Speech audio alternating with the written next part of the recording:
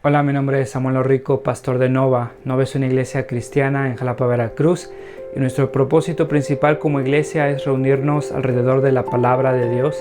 Creemos que Dios a través de su palabra es como transforma a su pueblo. Nos llama a creer, a arrepentirnos, a amar lo que antes aborrecíamos, a aborrecer lo que antes amábamos. Y entonces, antes de empezar con esta prédica, déjame recordarte un par de cosas. El propósito principal para subir estas predicaciones en línea es para aquellos comprometidos con una iglesia local que no pudieron asistir por cualquier razón a su iglesia este domingo. Estas predicaciones son un recurso para nosotros, para poder crecer, para poder escuchar la palabra de Dios. Sin embargo, creemos que un cristiano no puede existir sin una iglesia. Creemos que el contexto bíblico en el cual el cristiano crece y se sustenta como cristiano por la gracia de Dios es a través de su iglesia local, sometiéndose a un liderazgo local, amándose unos a otros, sirviéndose unos a otros, perdonándose unos a otros. Un cristiano no puede vivir su vida cristiana simplemente consumiendo predicaciones en una pantalla de su televisión, de su computadora. Entonces te animamos a comprometerte con una iglesia local. Si no pudiste asistir a una iglesia este domingo, nos da gusto que estés viendo este video. Disfrútalo, nuestra oración es que te sea de bendición. Sin embargo, si no te has comprometido con una iglesia local, mi oración es que puedas comprender que el amor de Dios se refleja en medio de su pueblo, mostrándose en la iglesia local. Nuestra oración es que Dios siga transformando nuestro país, que el Evangelio siga siendo proclamado, que la sana doctrina siga expandiéndose en nuestras iglesias y cada vez más cristianos podamos adorar a ese Dios soberano que nos ha mostrado su gracia a través de Cristo a pesar de lo que somos. Hace unos días que ya las razones que le doy a mis hijos por qué hacer algo o no hacerlo no son suficientes. Y entonces me he encontrado repitiendo muchas veces una frase que escuchaba de mis padres cuando estaba creciendo, y era porque lo digo yo. Sabes, mientras mis hijos están creciendo, quieren razones que para ellos sean convincentes. Y una pregunta que siempre aparece es ¿por qué? ¿Por qué? Y no importa lo que les diga, siempre la pregunta es ¿por qué? Entonces tengo un comodín que lo agarro cada vez más frecuente y digo porque lo digo yo. Y aunque no te creas, me vuelven a preguntar ¿por qué? Hace un tiempo estaba manejando con Isaías en el coche y manejamos ahí por donde está la Ford. Ves que ahí hay un bar, es un prostíbulo. Isaías estaba viendo el nombre de ese bar, de ese lugar, y me pregunta si alguna vez he ido a ese lugar. Y le digo, no, hijo, ¿cómo crees? Mira, ese lugar es un lugar donde si conoces a Dios no vas a ir porque no vas a encontrar a Dios. Y entonces constantemente era ¿por qué? ¿Por qué? Lo llevé hasta Génesis 1, 3 y siempre me decía ¿por qué? Y en ese momento estaba pensando ¿qué tanta información necesita mi hijo? ¿Qué tanta explicación sería correcta, suficiente para su corazón, para su mente en este momento? Y opté por decirle, sabes, tal vez en este momento no entiendas, pero si confías que te amo, que deseo lo mejor para tu corazón, lo suficiente que necesitas saber el día de hoy es que ese lugar no es bueno para ti. Ahora, entro con esta historia porque vamos a empezar un capítulo donde te quiero despertar de cualquier ilusión que tengas de que todas tus dudas van a ser resueltas en esta predicación de 30 a 40 minutos. Y llegamos entonces con un corazón queriendo respuestas, pero mi oración es que podamos confiar que si Dios es bueno, que si Dios es justo, que si Dios es misericordioso, Él tendrá todas las respuestas, aunque nosotros no las tenemos. Llegamos entonces a Romanos 9. En Romanos 8, ¿te acuerdas que Jaré nos había dicho la seguridad de las promesas en medio de dificultades? Y Pablo termina con la cadena de salvación. Pablo dice entonces, todo está dispuesto para nuestro bien, para todos los que aman a Dios, los que son llamados, para todos los que Dios conoció, para todos los que Dios predestinó, para todos los que Dios llamó, para todos los que Dios justificó, para todos aquellos que Dios glorificó. Y entonces Pablo entra entonces en el capítulo 9 y nos va a hablar sobre el rol de la soberanía de Dios en nuestra salvación. Ahora quiero que escuches esto. La respuesta de Pablo a este capítulo es una respuesta que se da en este contexto de Romanos. No quiero decir, pon atención, no quiero decir que lo que Pablo está a punto de decir solo es aplicable para el libro de Romanos. No, son verdades universales, doctrinas amadas, defendidas por la iglesia desde el principio. Sin embargo, lo que Pablo dice, lo dice con un corazón y una disposición pastoral. ¿Por qué te digo esto? Porque Pablo está en el libro de Romanos predicando el evangelio, ¿cierto? Acaba de decirnos en el capítulo 8 que las promesas de Dios se mantienen firmes a pesar de lo que nosotros vivamos en nuestra vida cristiana. Entonces Pablo, ¿te acuerdas que en el capítulo 1 dice que reprobó a aquellos que se entregaron al pecado? En el capítulo 3 dice que estamos separados de Dios. En el capítulo 5 dice que la misericordia de Dios se revela en aquellos que no se lo merecían. En el capítulo 8 Pablo está proclamando las promesas que tenemos a pesar de lo que somos. Y recuerda entonces que la iglesia de Romanos era una iglesia mixta, donde había judíos, había gentiles. Y Pablo sabe muy bien lo que está diciendo. Y Pablo sabe muy bien el contexto de su iglesia. Ahora imagínate a un judío sentado ahí en esa iglesia diciendo amén a todas las doctrinas que Dios está predicando, amén a la fidelidad de Dios y a la misericordia de Dios, demostrando su amor para aquellos que no se lo merecen. Y hay personas en esa iglesia que ven a la derecha y a la izquierda y no ven a su tío Pedro, no ven a su tía Esther, no ven a su sobrino Isaías, y saben que como judíos les pertenecen todas las promesas que Pablo acaba de enumerar en el capítulo 8. Y entonces Pablo empieza a responder las preguntas que sus lectores tienen. Si es cierto que el pueblo de Israel tiene todas las promesas que el capítulo 8 enumeró, ¿dónde está mi tía Esther? ¿Dónde está mi tío Pedro? ¿Dónde está mi papá Esteban? Y Pablo, con un corazón pastoral, empieza a hablar en el capítulo 9 acerca de la razón por la cual Pedro, Esteban, Esther no están en esa iglesia.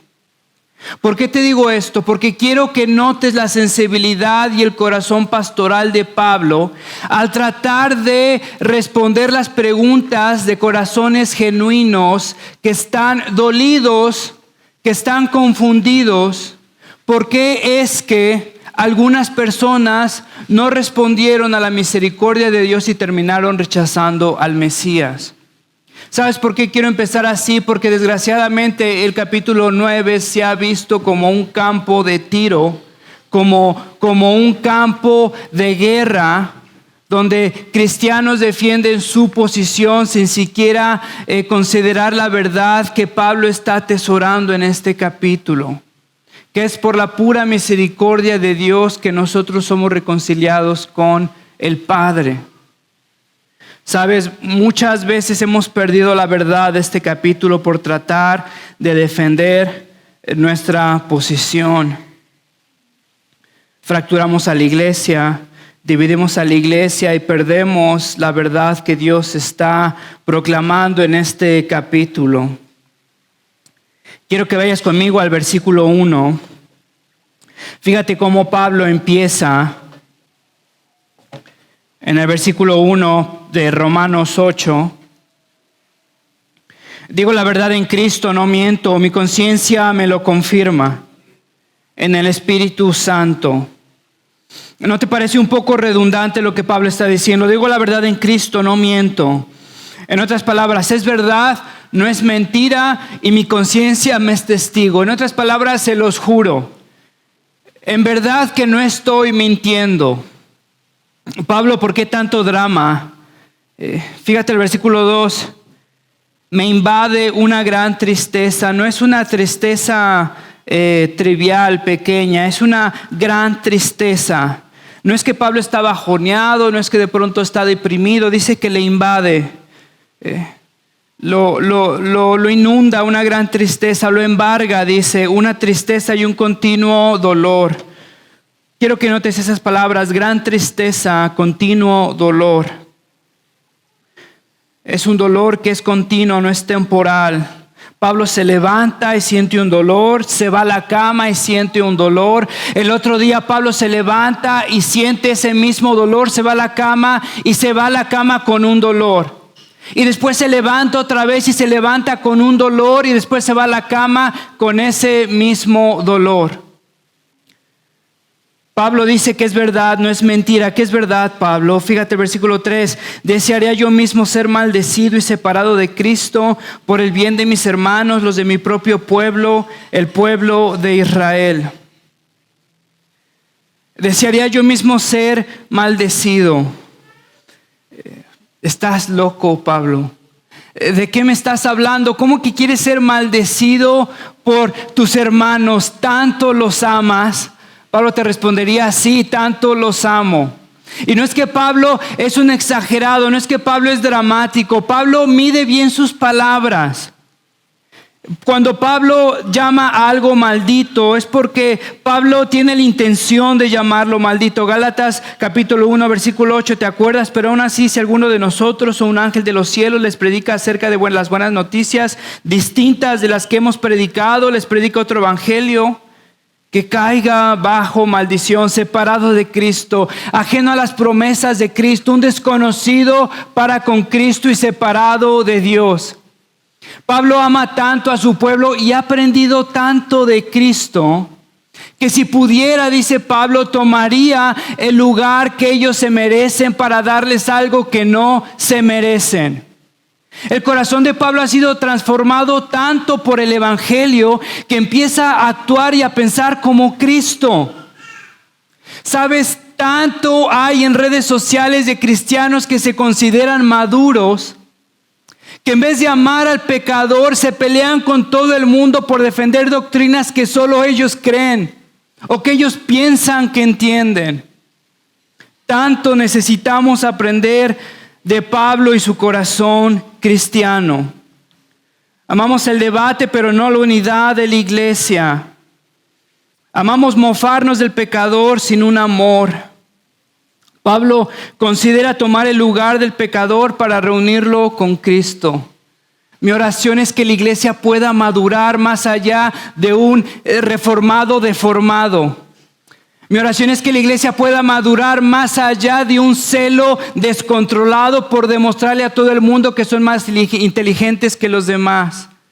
Mi oración por la iglesia es que pueda demostrar un corazón como Pablo, amando al pecador, estando dispuesto a amar al pecador hasta la muerte, porque nuestro Salvador amó a nosotros hasta la muerte. Pablo tiene un continuo dolor por el pecador. Me pregunto, hermano, si esta iglesia siente un continuo dolor por el pecador, si hemos crecido indiferentes a la condenación del mundo, si hemos crecido amantes de nuestra posición, de nuestro derecho, de nuestra estima, de nuestra plataforma, de nuestro ministerio, y hemos ignorado el dolor y la condenación del mundo. Pablo dice, desearía yo mismo ser maldecido y separado de Cristo. Y lo que va a decir Pablo en este capítulo 9 es en luz de este corazón, es a la luz de este corazón dolido por el pecado de los demás y cómo los demás han rechazado a Cristo.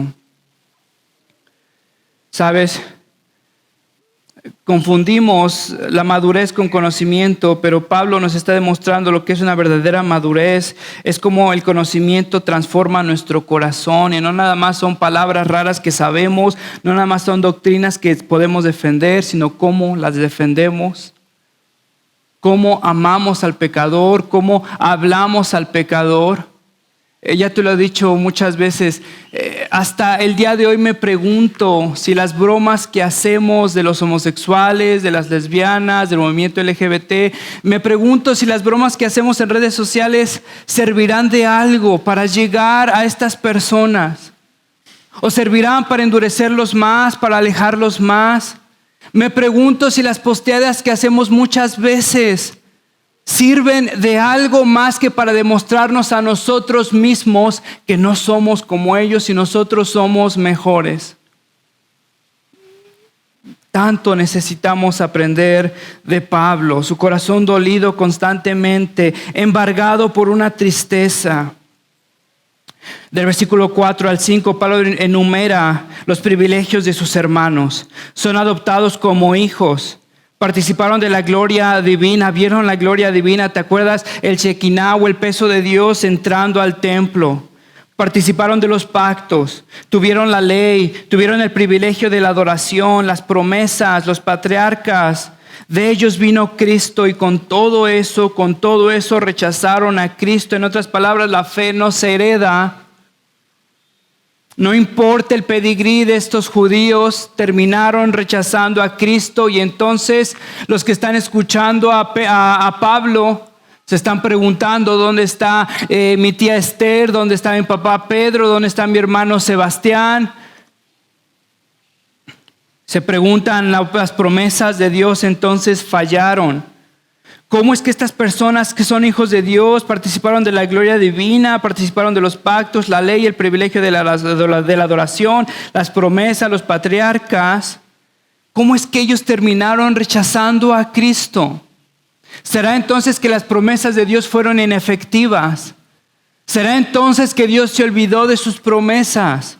¿Será entonces que las promesas de Dios no fueron fieles? ¿Será entonces que Dios engañó a su pueblo? Pablo entonces responde la primera pregunta: no, Dios es fiel. Sus promesas fallaron, no fallaron, Dios es fiel. Fíjate el versículo 6 y el 7. Ahora bien, no digamos que la palabra de Dios ha fracasado. Lo que sucede es que no todos los que descienden de Israel son Israel. Tampoco por ser descendientes de Abraham son todos hijos suyos. ¿A qué te refieres? No todo Israel es Israel.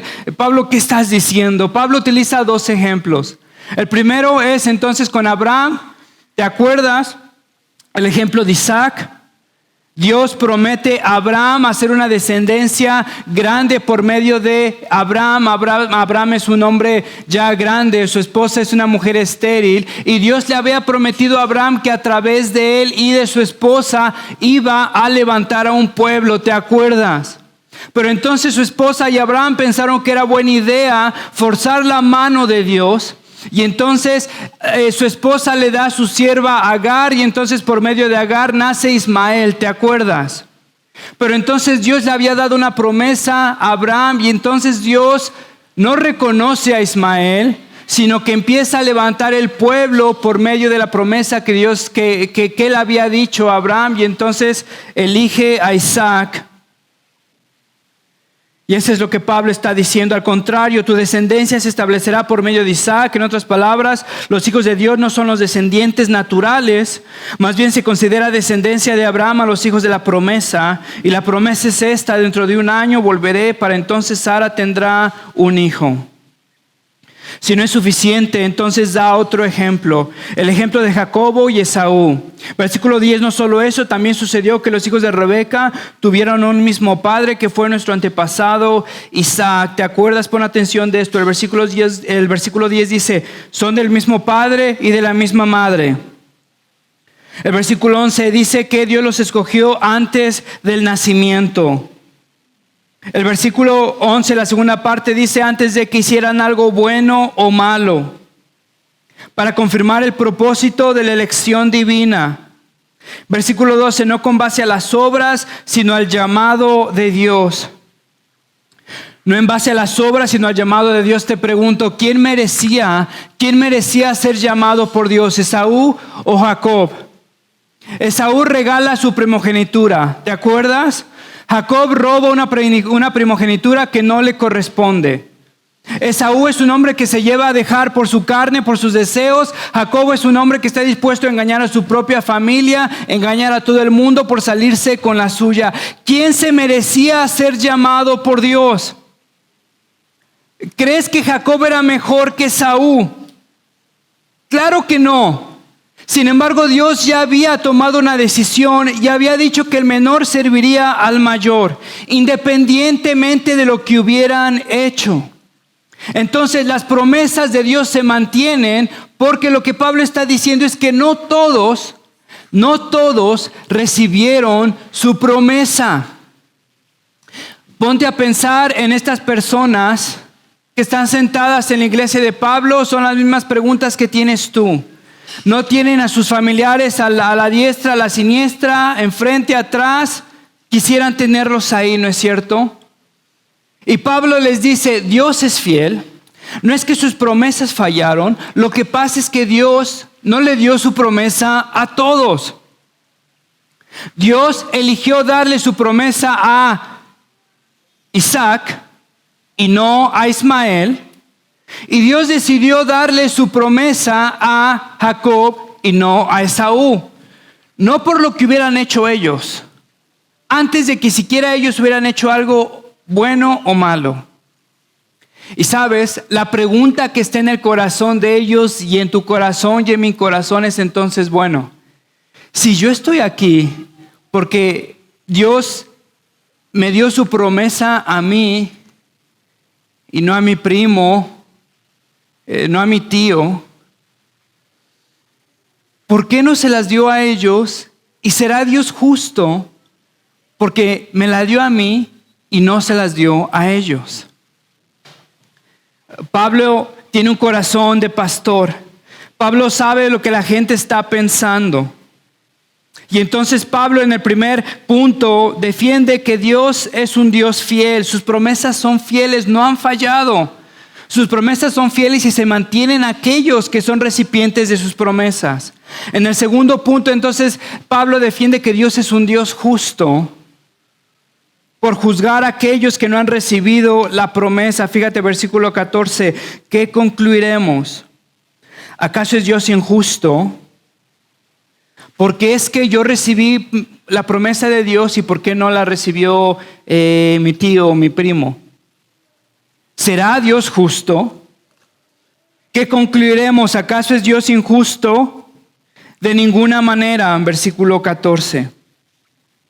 Pablo nos apunta a otro ejemplo. Quiero que notes que las respuestas de Pablo no son simplemente deseos. Pablo nos apunta y sus argumentos están anclados a la Biblia. Pablo entonces responde con el ejemplo de Moisés en el versículo 14 al 16. Y Pablo entonces nos lleva a Éxodo 33. ¿Te acuerdas cuando Dios rescata a Israel de la esclavitud? Y lo camina y lo alimenta y lo protege en el desierto por años. Y antes entonces de darle las promesas, los 10 mandamientos, Dios los deja descansar mientras Moisés sube con Dios al monte Sinaí. ¿Te acuerdas? Y entonces Moisés está recibiendo los 10 mandamientos. 10 mandamientos de la revelación de Dios a un pueblo que no se lo merecía. Que bien hubiera estado que Dios los hubiera dejado en esclavitud en Egipto, pero Dios le había hecho una promesa a Abraham. Recuerda su promesa y lo rescata, ¿te acuerdas? Entonces el pueblo de Israel está abajo del monte Sinaí. Dios condesciende a su creación y le da los 10 mandamientos a Moisés y se está revelando a su pueblo. Y de pronto escucha alaridos, gritos. Y entonces le dice a Moisés, baja, porque este pueblo ya se ha entregado al pecado. Moisés baja y ¿te acuerdas lo que ve? Aarón, el siervo de Dios, el sacerdote de Dios, se le ha ocurrido la gran idea de hacer un borrego de oro. Y entonces te acuerdas lo que dice, he aquí tu Dios. Dios los acaba de rescatar del desierto, los alimenta, los protege, les demuestra que Él es más fuerte que los 10 dioses de Egipto, ¿te acuerdas? Después ellos se entregan al pecado semanas después de que Dios los rescató, semanas después. Y entonces Moisés se enoja y Dios dice, hazte a un lado porque ya estoy harto de este pueblo, te voy a dar un pueblo aún mejor. Moisés intercede con Dios, Dios condesciende con Moisés, decide perdonarlos. Moisés entonces ora a Dios y dice, Señor, sé que tú eres un Dios misericordioso, déjame ver más de ti, quiero más de tu presencia. Y entonces Dios revela más de su presencia y con eso revela más de quién es Él. Y revela su personalidad. Si antes Moisés lo conocía con un nombre, yo soy, ahora Dios revela su personalidad y su corazón a Moisés. Y en este contexto Dios le dice a Moisés, tendré misericordia de quien yo tenga misericordia. En otras palabras, Moisés, si perdono a Israel, no es porque tú tienes algún mérito. Yo decido a quién perdonar porque yo tengo misericordia de quien tengo misericordia. Soy soberano para mostrar misericordia. En otras palabras, la misericordia no se le debe a nadie. ¿Sabes? Muchas veces pensamos que para que Dios sea bueno necesita ser misericordioso con todos. Me pregunto, ¿de dónde sacamos esa idea? ¿Sabías que la definición de misericordia es un regalo inmerecido? ¿Sabías que esa es literalmente la definición de gracia o misericordia? Y cuando entonces yo demando misericordia, estoy yendo lógicamente en contra de lo que misericordia significa. Si Dios me debe de dar misericordia a mí, no es misericordia, es una deuda. Dios entonces le dice a Moisés, tengo misericordia, tendré misericordia de quien tenga misericordia. Imagínate que vas caminando, vas manejando por la calle, ahí en Jalapeños Ilustres, y hay una señora que tiene una caja y te pide una cooperación para la fundación de niños, para darles de comer a los niños que tienen hambre, a los niños huérfanos, ¿sale? Y entonces está aquí a la derecha esta señora, y está, a la izquierda esta señora, y está a la derecha el limpiavidrios. Y entonces escucho a la señora, le doy 10 pesos a la señora, y el limpiavidrios se enoja porque no le doy 10 pesos a él. Mi pregunta es, ¿le tendré que haber dado 10 pesos al limpiavidrio? ¿Se merecía los 10 pesos esta señora? No se los merecía. ¿Hizo algo para que ontológicamente se merezca estos 10 pesos? No estoy en deuda con esta señora, no estoy en deuda con el limpiavidrios. Sabes, muchas veces pensamos y decimos, es que no es justo. No es justo que Dios le muestre misericordia a esta persona, y no es justo que Dios no le muestre misericordia a esta persona. ¿Sabes en Éxodo 33 lo que hubiera sido justo? Sí sabes lo que hubiera sido justo, ¿verdad? Que Dios se deshiciera de todo un pueblo. ¿Quién merecía la misericordia de Dios? ¿Moisés se la merecía? ¿Se la merecía el pueblo de Israel? Queremos justicia. Y si hubiéramos recibido justicia, ¿qué hubiéramos recibido? El justo castigo de nuestras acciones, ¿no es cierto? Dios decide mostrarle misericordia al pueblo de Israel, no porque se lo mereciera, no porque hicieron algo, porque Dios muestra misericordia a quien quiere mostrarle misericordia. Versículo 16, por lo tanto la elección no depende del deseo ni del esfuerzo humano, sino de la misericordia de Dios.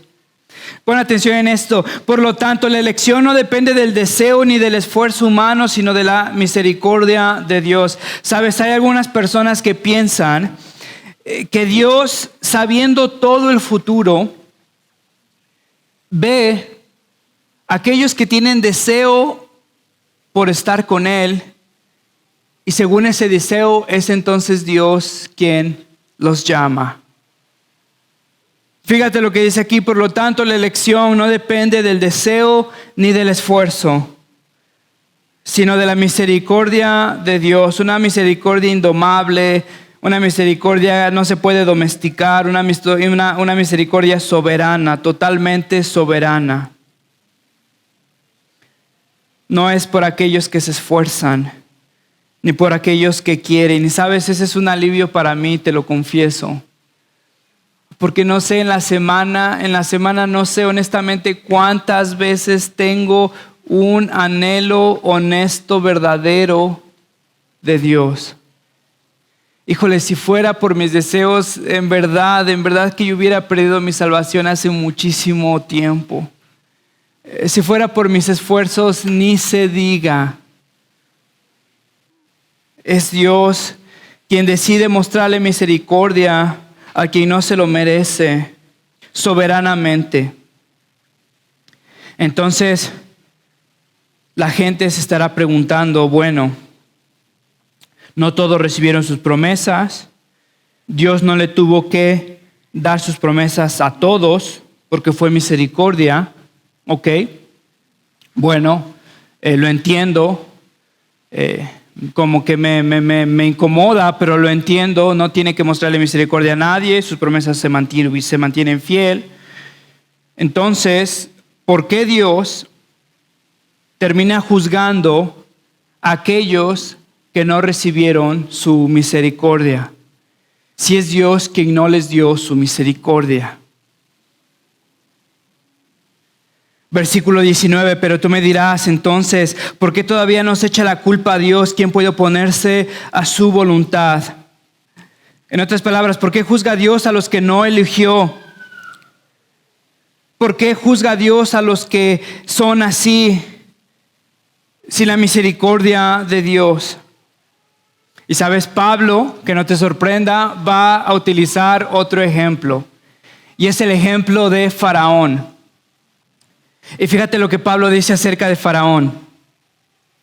Porque la Escritura dice, versículo 17, porque la Escritura dice, de Faraón te he levantado precisamente para mostrar en ti mi poder y para que mi nombre sea proclamado en toda la tierra. Versículo 18. Así que Dios tiene misericordia de quien Él quiere tenerla y endurece a quien quiere endurecer. Quiero que entiendan lo que Pablo está diciendo aquí. Porque no es que Pablo está endureciendo a una persona que tenía deseos de conocer a Dios. Y esto es importante que lo entiendas. Si algo te puedes llevar de esta predicación, por lo menos llévate esto. Pablo está defendiendo la justicia de Dios en castigar al pecador. No todos recibieron sus promesas son fieles. Dios no tenía que mostrarle misericordia a todo el mundo porque Él es soberano, la misericordia no se debe. Entonces, ¿por qué Dios juzga a aquellos que son pecadores? Pablo nos va a responder ese punto con Faraón. Y entonces, cuando tú lees Faraón y cuando tú lees estos versículos, mucha gente se confunde porque al parecer piensan que Faraón era una persona neutral, tal vez era una persona muy amable, tal vez con una apertura de conocer más de Dios, pero entonces Dios lo endureció y entonces Faraón, ya aunque lo intentaba, Faraón no podía conocer a Dios porque Dios lo endureció. Eso no es lo que Pablo está diciendo. Pablo está apuntándonos a la historia de Faraón, dando por sentado que conocemos nuestras Biblias, dando por sentado cómo es que el autor de Éxodo está describiendo el corazón de Faraón. Para eso, déjame leerte versículos de forma rápida para que tú puedas ver cómo el autor nos está describiendo el corazón del Faraón. Fíjate entonces, primero, en el capítulo 3 al 6 de Éxodo, está Dios con Moisés. Moisés está nervioso, Dios lo está preparando para que Moisés fuera a hablar con Faraón, ¿te acuerdas? En el versículo 19 del capítulo 3, fíjate lo que dice, es la primer mención que aparece sobre el corazón de Faraón. Fíjate, es una advertencia. Yo sé bien que el rey de Egipto no va a dejarlos ir a no ser por la fuerza. Es Dios quien está advirtiendo a Moisés, ¿sale? Versículo 19, capítulo 3, Éxodo. Dios está advirtiendo a Moisés que Faraón es un hombre inicuo, no conoce a Dios, ha esclavizado a mucha gente, es un infanticida, es un genocida, es una persona que no conoce a Dios, que está entregada al ocultismo, que está entregada al paganismo. No conoce a Dios y no quiere conocer a Dios. Fíjate, lo advierte. Yo sé bien que el rey de Egipto no va a dejarlos ir a no ser por la fuerza. Versículo 41 del capítulo 4, endureceré su corazón para que no dijera al pueblo.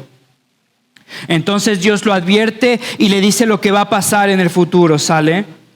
Después Moisés está con Faraón y quiero que veas la progresión de su corazón. Versículo 13 a 14, a pesar de esto y tal como lo había advertido el Señor, el corazón de Faraón se endureció y no les hizo caso. Versículo 19, yo sé bien que el rey de Egipto no va a dejarlos ir a no ser por la fuerza. Sale la advertencia de Dios. Fíjate cómo va progresando el corazón de Faraón. Éxodo 7:22, el corazón de Faraón se endureció. Es un verbo activo. El sujeto está en control de la acción. No dice se endureció. No dice que alguien lo endureció. Dice que lo endureció. El faraón se endureció. El faraón endureció su corazón. Éxodo 8:15, pero en cuanto el faraón experimentó alivio, endureció su corazón y tal como el Señor lo había advertido. Pon atención otra vez. Pero en cuanto el faraón experimentó alivio, endureció su corazón y tal como el Señor lo había advertido. Versículo 19, capítulo 8. Este es el dedo de Dios, admitieron los magos ante el faraón. Por eso es que se había endurecido su corazón. Versículo 32, capítulo 8. Pero una vez más el faraón endureció su corazón y no dejó que el pueblo se fuera. Capítulo 9, versículo 7. Sin embargo, el faraón había endurecido su corazón y no quiso dejar ir al pueblo. No sé si notes la diferencia. Fíjate, capítulo 9, versículo 12. Pero el Señor endureció el corazón de Faraón. Versículo 34, capítulo 9. Tanto él como sus funcionarios endurecieron sus corazones. Versículo 27, capítulo 10. Pero el Señor endureció el corazón de Faraón. Capítulo 11, versículo 10, pero el Señor endureció el corazón de Faraón y este no dejó ir a su pueblo. En otras palabras, no es que el faraón estaba desesperadamente tratando de conocer a Dios. Dios lo entregó a la dureza de su corazón. No es que somos personas neutrales, que entonces tenemos buenas intenciones para con Dios, estamos peleados con Dios, rechazamos a Dios. Es la misericordia de Dios que nos despierta. Faraón entonces se merecía la condenación de Dios, no quería conocer a Dios. Dios lo entregó a este pecado. C.S. Lewis dice, el infierno es una puerta que primero se cierra desde adentro. Versículo 18 de Romanos otra vez. Así que Dios tiene misericordia de quien Él decide tenerla y endurece a quien Él decide endurecer. Endurece a los que rechazaron a Dios, justo como nosotros. No es que Faraón se merecía conocer a Dios, ¿cierto? John Stott, fíjate lo que dice. Si alguien se pierde, la culpa es suya. Si alguien es salvo, es el crédito de Dios. Este es un misterio que nuestro conocimiento actual no puede resolver, pero es consistente con las Escrituras, la historia y nuestra propia experiencia. Si alguien se pierde, la culpa es suya. Si alguien es salvo, es el crédito de Dios. Sabes, tenemos una idea tan errada de nosotros mismos, tan elevada de nosotros mismos. Pensamos que no somos tan malos. Te hago una pregunta. ¿Qué hubieras hecho con Faraón? ¿Qué hubieras hecho con Hitler? ¿Sabes? Faraón era un genocida, era un infanticida. Arrasó, quiso arrasar con toda una raza. Esclavizó a toda una raza de personas. Si estuviera Hitler, justo al terminar la Segunda Guerra Mundial, ¿qué hubieras hecho? tal vez eres más misericordioso que Dios. Tal vez eres más sabio que Dios. O tal vez ni siquiera sabes qué tan malvados somos nosotros. Qué tan incompetentes somos para juzgar la maldad y la justicia de la humanidad. Y fíjate entonces el ejemplo del alfarero en el versículo 19 al 21. Es a la luz de Faraón. No es que Dios está provocando, está causando, es que Dios está creando la maldad para hacer un vaso de deshonra. Es que Dios, el punto de estos versículos es que Dios reutiliza esa maldad para su propia gloria. ¿Te acuerdas Efesios 1? Que desde la fundación del mundo Dios nos ha llamado para alabanza de su gloria. Que es entonces en la sabiduría, en la sapiencia de Dios, en su soberanía, que reutiliza la maldad o redime la maldad del ser humano para establecer su gloria, para proclamar su gloria. Porque es que entonces a nosotros nos hizo barros de gloria cuando no nos lo merecíamos. ¿Quién eres tú para pedirle cuentas a Dios? ¿Acaso le dirá la olla al barro que la modeló? ¿Por qué me hiciste así? ¿No tiene derecho el alfarero de hacer el mismo barro las vasijas, pero unos especiales y otros para fines ordinarios? ¿Sabes cuando Job, te acuerdas cuando está delante de Dios y le trata de preguntar ¿por qué pasa todo esto? ¿Dónde estabas tú? ¿Por qué me dejaste sufrir como me dejaste sufrir?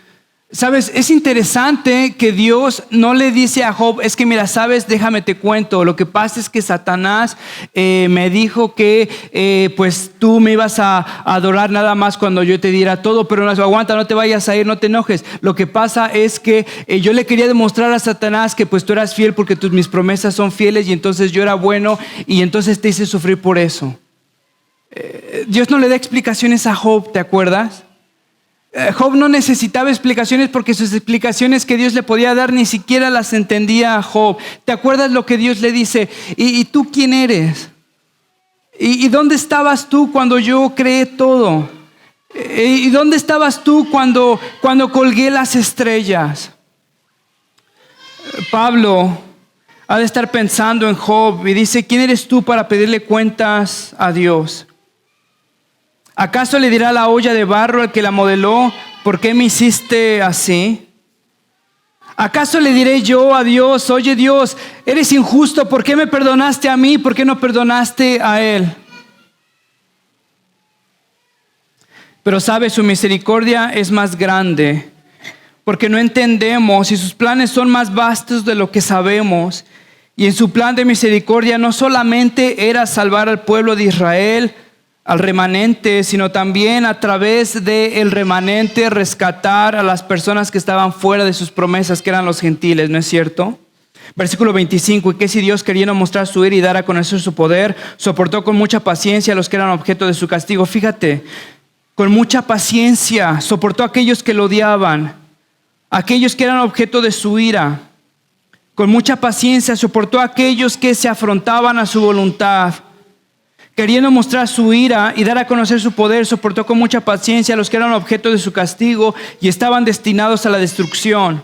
¿Qué si lo hizo para dar a conocer sus gloriosas riquezas a los que eran objeto de su misericordia?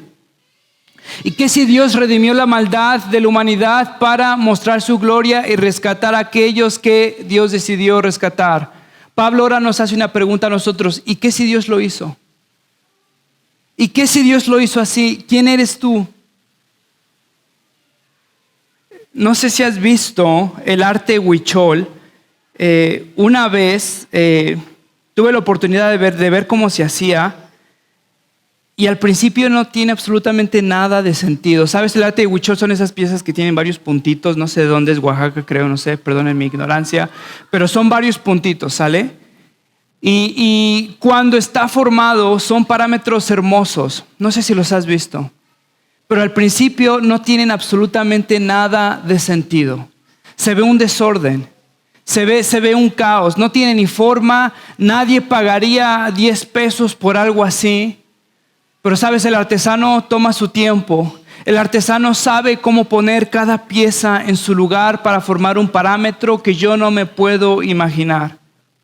No sé si has visto una rana con este arte de huichol y las imágenes complicadas que tiene.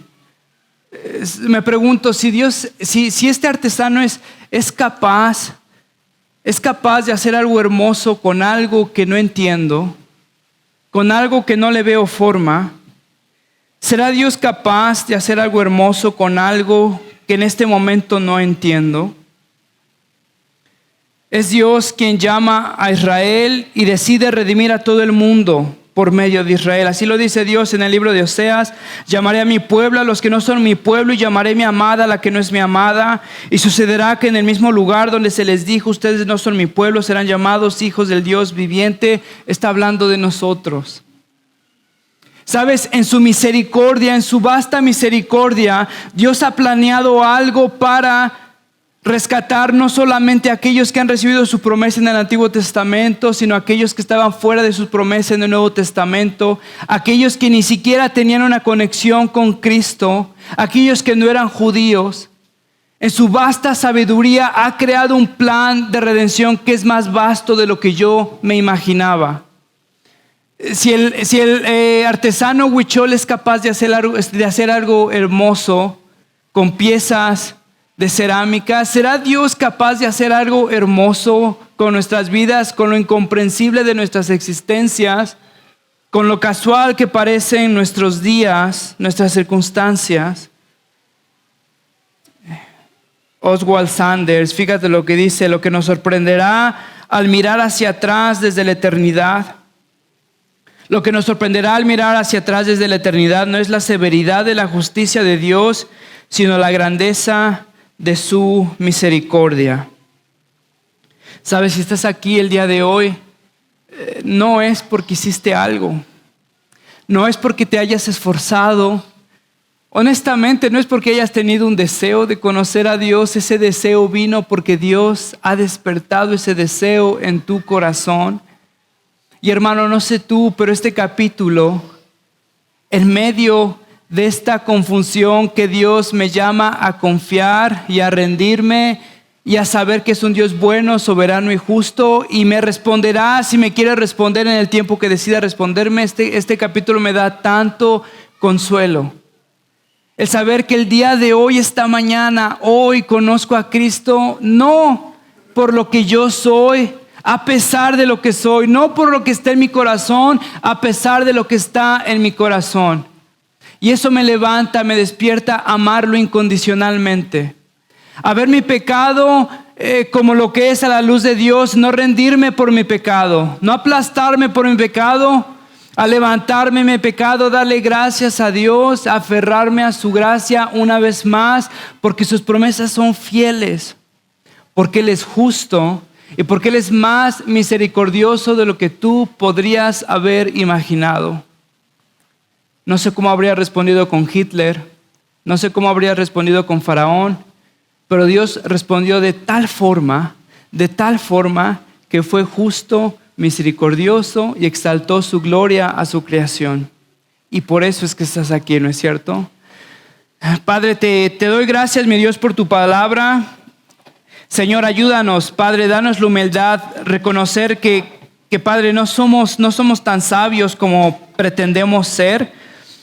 Señor, que como aquel niño que desea respuestas de su papá, danos un corazón, mi Dios, que pueda confiar en tu carácter en medio de esas dudas, en medio de aquello que quisiéramos saber. Señor, déjanos saber verdaderamente lo inmerecedores que somos de tu gracia, Señor. Muévenos una gratitud, un asombro al saber que estamos aquí por tu pura misericordia, Dios. Señor, que esa gracia, que ese amor nos mueva a amarte, a obedecerte cada vez más. Te lo ruego en Cristo Jesús. Amén.